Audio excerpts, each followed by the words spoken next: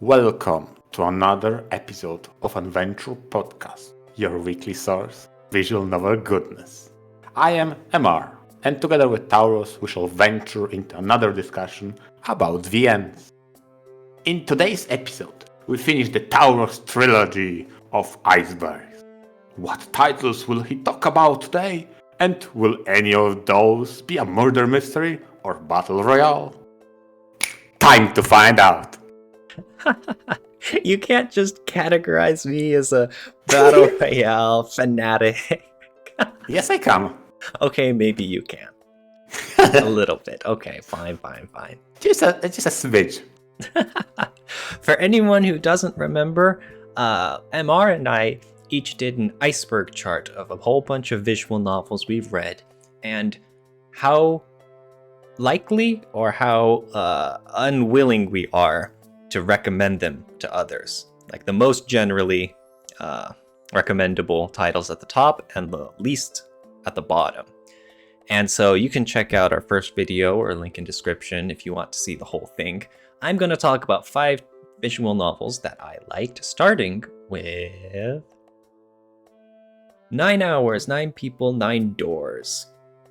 This was the first ever visual novel I read all the way back in 2013, and this left one heck of a mark on me. I didn't even know what visual novels were at the time. I just stumbled on it and realized, oh my goodness, I love this story, and I love the little puzzle gameplay and how it feeds into it. But anyways, 999 is about 9 strangers who are all kidnapped and put on a sinking ship of a replica of the Titanic. They are told by a sadistic game master that they need to follow the rules and solve the puzzles to escape this sinking ship, or else they will die. There's a few more rules than that, but that's the general gist of it. Yeah, what a title to get into VNs, right? Yes, I know, right? Now, especially, back in 2013 or so, where visual novels still weren't quite as widespread a medium in the West. Usually they'd be bundled in with puzzle, exploration gameplay, and it would just have lengthy narration scenes.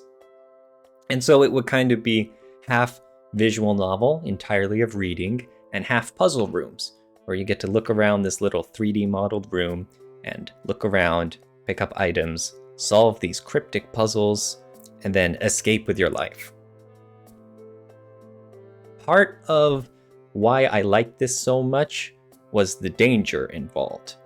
It wasn't just a puzzle room where you get to test your wits against the game developers. There were in-game stakes to it, where there was that feeling that, oh my god, some of the characters are gonna die if they don't figure this out. And furthermore, some of the paths and decisions you make in the story of how you're going to explore the ship tie into the game's various endings. That was another part I really liked about this visual novel.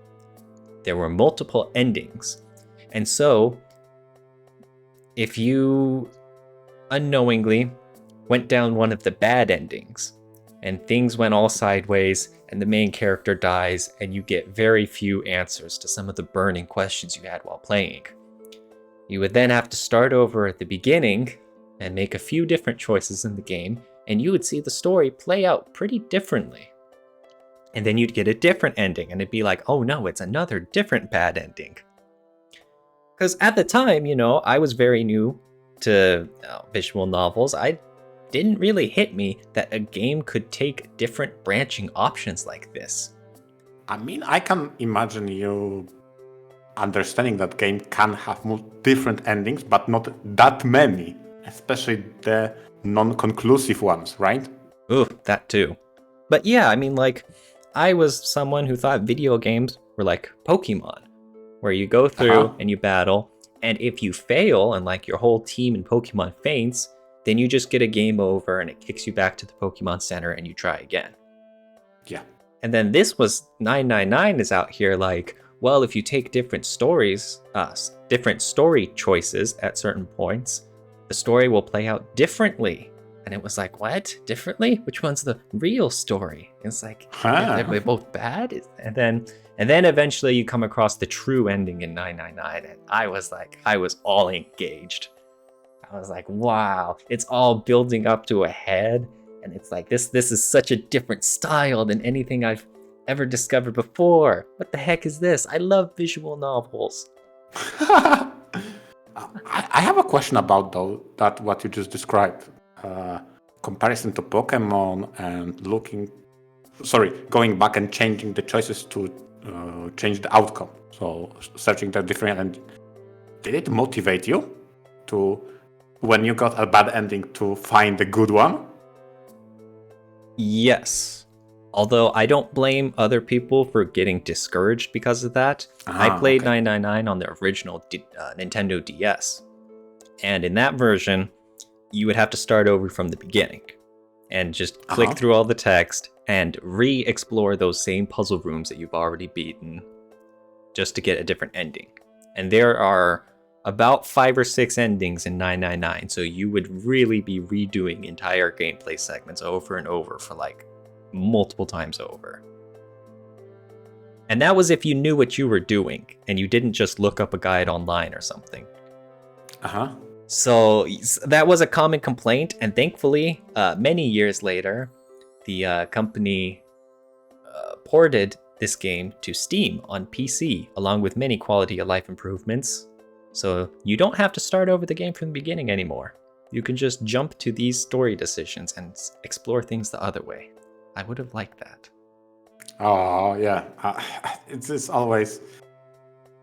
a shame when you experience a game that later gets some sort of something that was well-needed quality of life. It's like, damn it, I would love it so much more. Or even worse, bonus content. Oh, God. And now you're like, oh, it's like, well, I want to see the bonus content. What, do I gotta look it up on YouTube? No, that sucks. I want to play it, but not play through the entire game over again, you know? Yeah. Anyways, I very much enjoyed 999. I would recommend it to anyone. As long as you're aware that it does get into some pseudoscience weird stuff sometimes. Yeah, and on that note, more than sometimes. I wanted to add in, because I have a few things that popped into my mind. One is 999 is one of those, how can I say it, titles from Tauros Iceberg I personally am interested in for a few reasons, one of which is how you recommend it, and the other is how hopefully this would lead to a better experience that other title from the series, right? And on the second note, let's do a check. How much of a Tauros this title is? Is there any murder mystery going on? Yes. And is there any kind of battle royale theme going on? It's not a battle royale. Okay. Everyone is trying to survive. Although okay. things get complicated and there's some dead bodies start turning up. Who knows? Who knows? All right. But yeah, that'd be cool. I would really be happy to know that I encouraged you to read 999, and hopefully you enjoy it. Yeah. I will definitely let you know when I pick it up. Great. On the note of 999, there's another title I really like that's very similar in the same vein. And it is called Soul Set. Soul Set is a Western created visual novel, and the developers were very clearly influenced by the Zero Escape series. It takes place in a fantasy land where magic exists, and several strangers wake up in a mansion. And apparently, there is a barrier, a magical barrier outside that is trapping them all inside this strange mansion. Okay. And so the strangers start exploring the interior rooms, look for clues, talk to each other, learn more about their histories, and all sorts of interesting questions and mysteries start unraveling. I mentioned the developers. they are one of the few development teams I actually follow called No Bread Studios. They're a Polish team, actually. Oh. And yeah, they were, like I said, very clearly inspired by Zero Escape because there's all of the similar pseudoscience, interesting tidbits, and all sorts of decisions and choices that wildly vary the stories. There's many interesting character twists involved. And all in all, this was a visual novel that I started reading and I just could not put down. One of those. Oh, I know, right? The ones that grip you, like, then you go off to school or work and all you can think of is just what's happening in Soulset and you make theories. And then, like, you go back home and you go straight to your computer and you pop it open and you just read for hours. Those are dangerous. Oh, those are scary, but I'm so happy. Those are the best. Oh, yeah, they are. So, but this was interesting because it wasn't a one-to-one copy of 999, of course. There was the existence of magic and the characters were very different. And so I'm also glad that they went in their own direction too. Sometimes you see fans who try to use their favorite work as a template and they kind of just rehash the same story. But I don't think that happened at all here. They very clearly took influence but still molded it into their own vision and their own themes.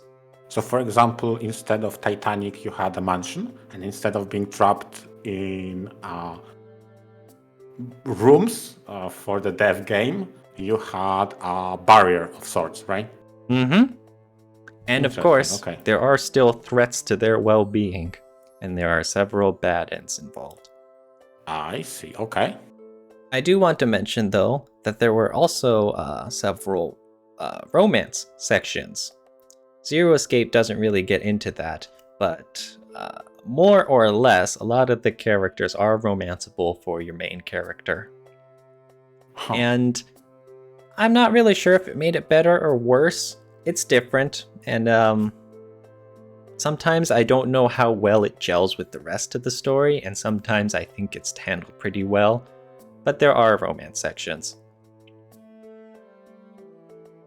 So, this is a question I wanted to ask on 999. 999. Is there a central protagonist? Because now that you mentioned this in Soulset, I guess this title does have one? While Yes. 999 doesn't? No. 999 has one central protagonist. Soulset does as well. And both of them are quite well defined. I know there are many visual novel titles that lean more into being self-inserts, and they just have a main character who's rarely says much and you don't often see them, but that is not the case in these two. They are both just as much a character as the other people in the story. Okay, so they are more of an established character rather than blank slate. Yes, exactly. Okay. I personally prefer that, although, of course, it does depend on the story and what they're trying to accomplish, of course. Yeah, it all depends. I think I tend to lean in on established ones as well. Okay. Well, I know you mentioned that you really like gameplay visual novels. And so that way you could go one way or the other, right? Yeah, definitely. Something like Evan Nickel, he has his own character, but then again, you also could just have a stand-in for the main character commanding his party, going out and solving, going out on adventures and fixing up all sorts of villagers' problems.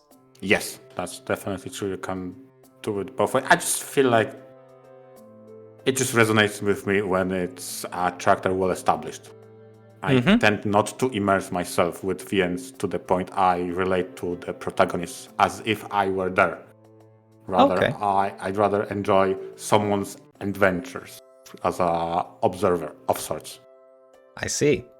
Not especially, but even in a title like Soulset, who the main character is a young woman who Well, I don't know if I want to say anymore. But yeah, she is definitely not someone who I would self-insert with. But I still find it very enjoyable, and it helps really keep me grounded to see all of the events taking place from one point of view and one consistent thought process, you know? Yeah, you mentioned gameplay just now. And since I played with the last 999 title in the series, it had some gameplay. Was it the case with the first one? The first one, 999? Yeah. Yeah, that had gameplay as simple puzzle exploration rooms. Yeah, there's a 3D room you can explore and change camera angles, look at this wall, and then you look at that wall. And then you can click on specific parts to get items, and you can combine items, and you find secret messages and codes and numbers, and you put them into locks. It's, for anyone who's played any sort of puzzle or exploration game, it's very much like that. If you're familiar with real-life escape rooms, it's exactly like that, too. Okay, so a point and click mixed with escape room style. Totally. Okay, has that carried over to Soulset? Actually, no, it hasn't. Soulset does not have any gameplay. Interesting. So, are they utilizing choices? Yes, then? There are plenty of choices, and there are bad ends, and there are obviously good endings, and then a final true end that all depend on your choices. And some choices are not quite available unless you've done other stuff first, and that leads to some very interesting scenarios. Ooh, but no spooky. spoilers. No spoilers. No spoilers. Spoilers not allowed.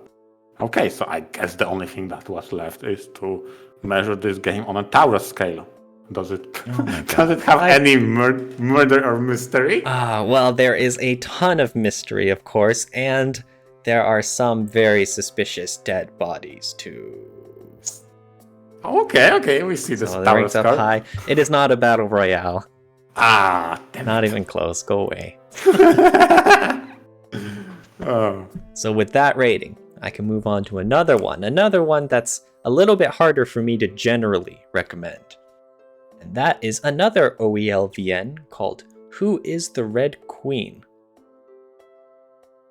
Who is the Red Queen was a Western VN indie visual novel created for the 2021 Halloween Jam.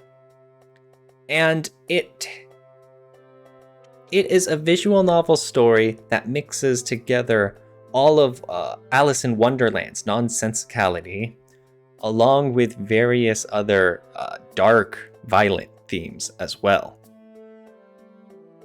And so, a girl named Alice seems to fall her way into Wonderland, and she doesn't seem to know anything about her past, but there are other people who seem to know more. Either way, she's just trying to escape and get back home, and to do that, she will need to locate the Red Queen. That's the simple explanation of what's going on in the story, but things take turns for more interesting developments, of course. And so again, what I really liked about this was the story setting. Yes, this was Wonderland, and it had all of the ridiculousness. It had signs pointing that went to completely nonsensical places like the moon. It had characters who spoke in riddles. It had talking animals behaving most un-animal-like. All of the lack of common sense you'd expect out of this sort of children's fairy tale setting. But it wasn't just a copy. There was also a very mature and dark take on things. Where there is very much blood and violence, and more than that, there's some traumatic backstories as well. Whoa. It came to my mind a while after reading that maybe the best description of this visual novel is, what if there was an Alice in Wonderland story where the queen's off shouting, "Off with their head!" But the story took that seriously. Yes, instead of, the original Alice in Wonderland where it's treated as a joke and she's just overreacting to every little crime that happens under her watch. What if she was serious and really ruled Wonderland with an iron fist like that? How would that change the story's tone? And I feel like this visual novel handled that very well. Oh, well, okay. When it comes to that setting, the Alice in Wonderland, I don't. It's hard to gauge. On one hand, I appreciate because it's the progenitor of one of my favorite settings in anime, Isekai, which is at this time pretty overdone, but when it works, and I really enjoy it. Some of my favorite series being Overlord, for example. And I think it carries a lot of potential always for the creativity on how to make a fish out of water kind of situation between a protagonist and a world he is in. I think if you are creative enough and have a good hook, that's a very good recipe. So that's why I always appreciate the Alice in Wonderland.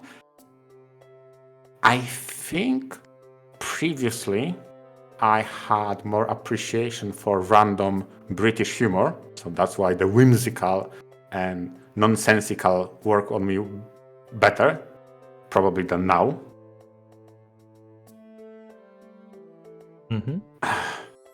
It's so hard to say because on one hand it's so overdone. What you, like you said, this is something we've seen quite a lot of. But on the other hand, if you make a good twist with the Red Queen in this case, it can lead to a very interesting outcome. Like, what if Alice in Wonderland, the whimsical, the fantastical, the wacky, but also serious? What now? Yes, I think it handled that dichotomy very well. Sometimes it would lull you back into the happy-go-lucky, carefree world, and other times it'd snap you back like, oh my goodness, wait, no, I can't let my guard down. This is not a kind and peaceful land.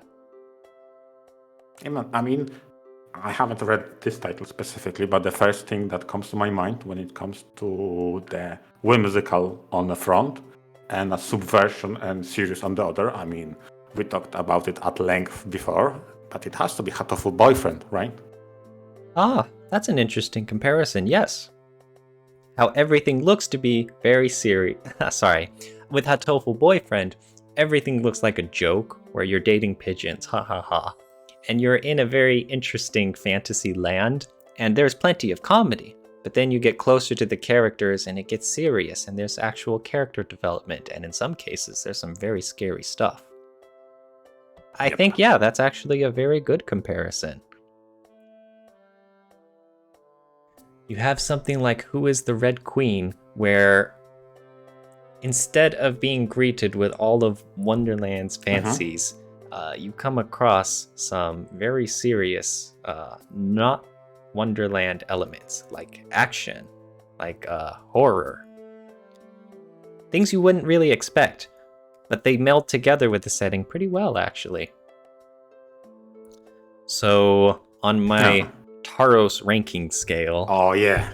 Oh my god. On the one hand, yes, this is a mystery in the fact that you don't know what's going on, and you're piecing together clues, and they paint a bigger picture of things. Is this a battle royale? No, it is not a battle royale. I guess you can say though that you're not sure who's on whose side, and the politics between characters. Oh, so I guess you can say that. I'm trying to give some points to the whole Battle Royale thing. We'll get you on that one soon. Oh, boo-hoo. All right. With that said, I gotta finish up the rest of my Iceberg titles. Yes, you do. Including a visual novel called The Dreaming. This is another OELVN, created all the way frickin' back in 2009. Crazy. This is the story of a main character who is a psychiatrist at a mental institution. Ooh. And this visual novel is mostly about her and one of the patients there, Julius, with schizophrenia. And in the first, I guess, segment, half or so, I really liked the writing, actually. I thought whoever wrote this definitely had some background in medical science, because it was very descriptive of the point of view of the doctor going through the process and thinking of treatments, and also from the patient, him describing what he sees, what he goes through, possible solutions.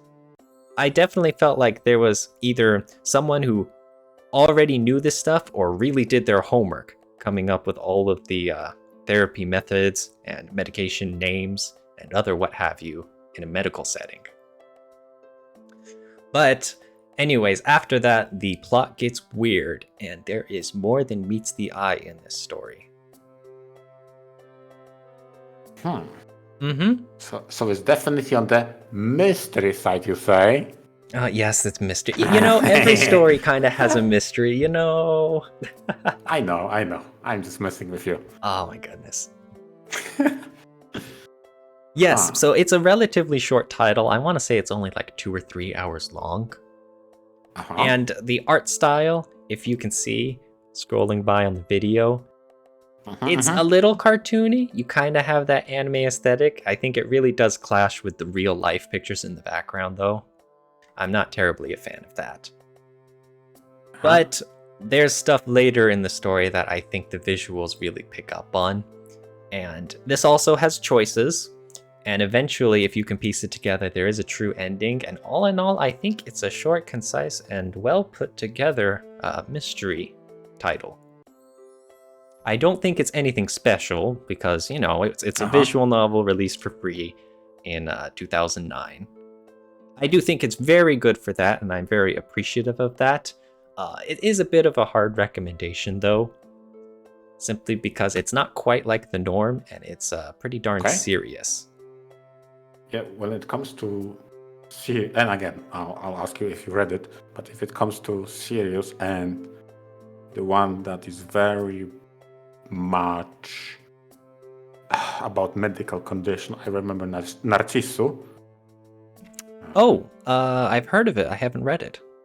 Okay, so no spoilers, obviously, but this is on the somber side about how to deal with a condition, and it kind of gives me those vibes that you're describing. That one's much more on the character side of things, right? On the emotions and the relationships. No, I don't think so. I know, Narcissu is a lot more in the human aspect, and the dreaming is a lot more on the big picture aspect. How this man's schizophrenia is one part of the puzzle, and things get weird. And like I said, there is a mystery aspect of you not only trying to figure out what's going on, but you're also trying to keep your wits about you. Yeah, I understand. I'm just that was the closest example that jumped into my mind from the medical depiction standpoint. Although Narcissus had almost no mystery in it, that was not the point. Yes, that's not the point. Yeah. Another one I had in mind, it comes to medical condition and a good depiction of it would be Katawa Shoujo. Did I say that correctly? Katawa Shoujo. Yeah, that one. And absolutely, that is one of the best visual novels I've read, to be honest. And I do think its portrayal of disabilities and medical conditions is bar none one of the best in any literary work. Yeah, VNs have a reputation, right, to tend to adhere to some sort of fantasy, right? You have a anime girl that is very attractive, people with qualities you'd like to see, and protagonists with a high school life that is. And I approach Katawa Shoujo anxiously because I really didn't know what direction they will take. Would they, I wouldn't say fetishize, but would they make the disability appealing in a way, right? That's the point. I'm trying to make. But no, they treated real, and whoa, I was stunned by how they approached that topic. Mm-hmm. Oh my goodness. Yeah, they definitely did not use it as a quick gimmick. Oh no. And I mean, I'm not saying the dreaming did either. Yeah, okay, fair enough. And it's no Katawa Shoujo either. I see, okay. But this went and struck into a different direction. It was a very enjoyable short story, and it very much kept me engaged for plot-related reasons, not so much the character growth and development. I see. And it scores pretty well on the Tauros scale, does it? Oh my god, there is no battle royale. Oh my god. Other than that, there was a building mystery throughout the whole game, and that was the focus, so I guess I'll just leave it at that. Okay, cool. As for my last title on my Iceberg, I'll cover over. This is one of the hardest I can generally recommend without knowing the recipient's taste or whatnot. Chusotsu, First Graduation. This is a difficult title to even gather the premise of. So this is in a different sort of society, one where in middle school, everyone takes an exam that judges you on your personality and your strengths and your weaknesses, and it picks a career that best suits you, whether you like it or not. That will be your place in society for the rest of your life, and there are also the development of nanomachines that will provide you to be an expert in whatever field you are chosen for. Now, if you flunk this test, you become a Chusotsu, which is basically a reject of society. You don't get any of these wonderful nanomachines, and these Chusotsu are kind of left at infantile mental capabilities. They're unsuited for any jobs and whatnot, and in general, they have it rough in life.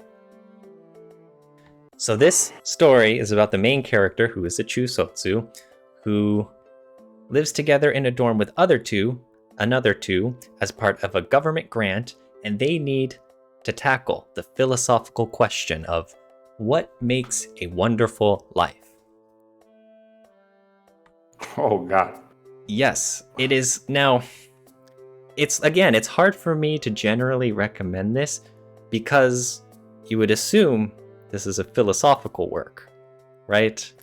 There's cute airhead anime girls debating over what is most important in life or whatever. But that is not what this story is about at all.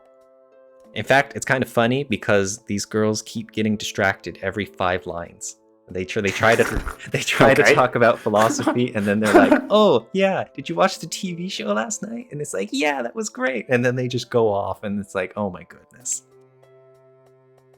But instead, it's one of those stories that's a little bit of everything, where it's about friendship, and it has funny moments and sad moments, and it has some character growth, and it has some serious parts. But overall, it is definitely a character journey for the main character.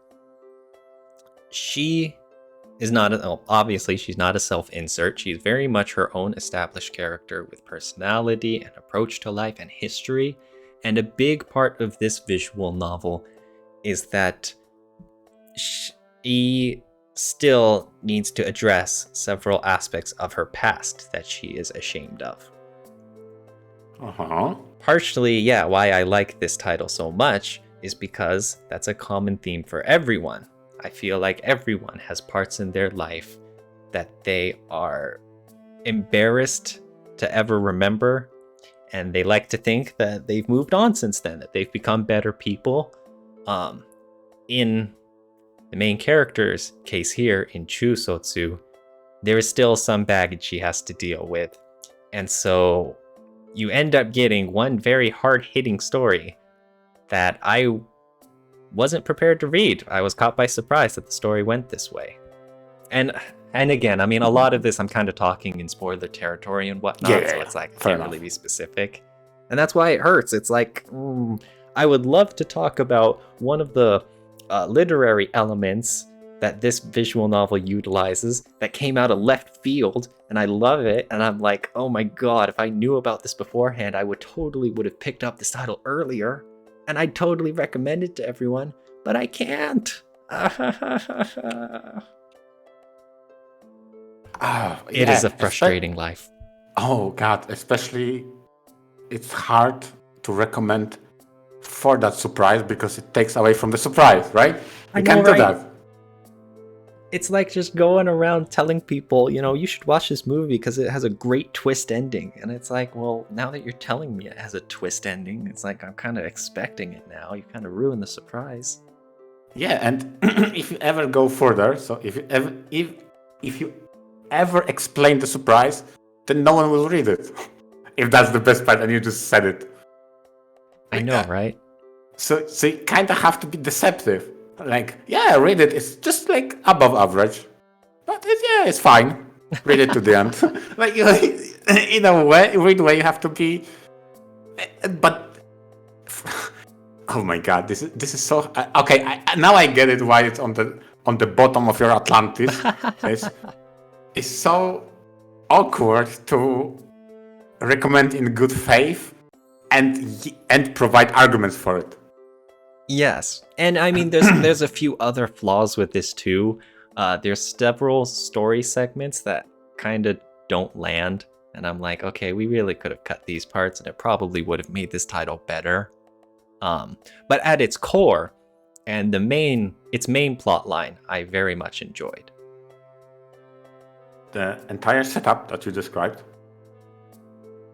the exam to determine your future, based upon your characteristic and personality traits, remind me very heavily about Psycho-Pass. Both anime and the visual novel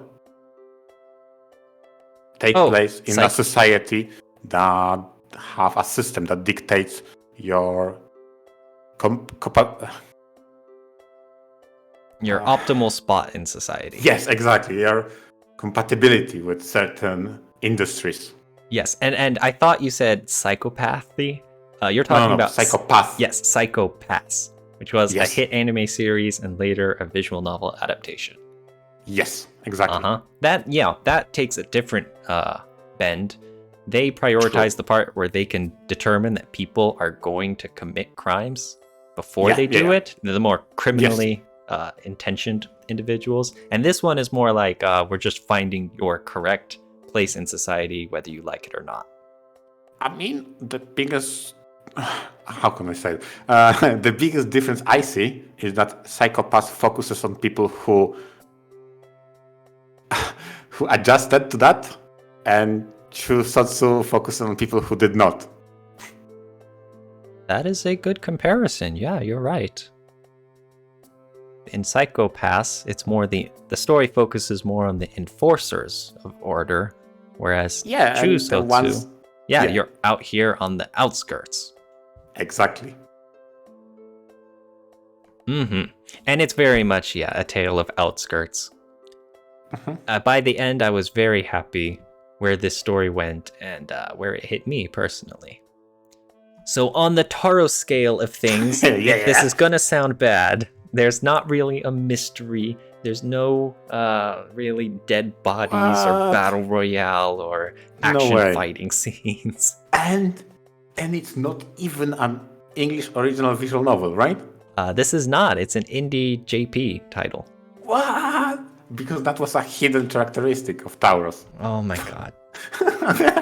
You cannot pigeonhole me. I like other stuff too. Sure you do.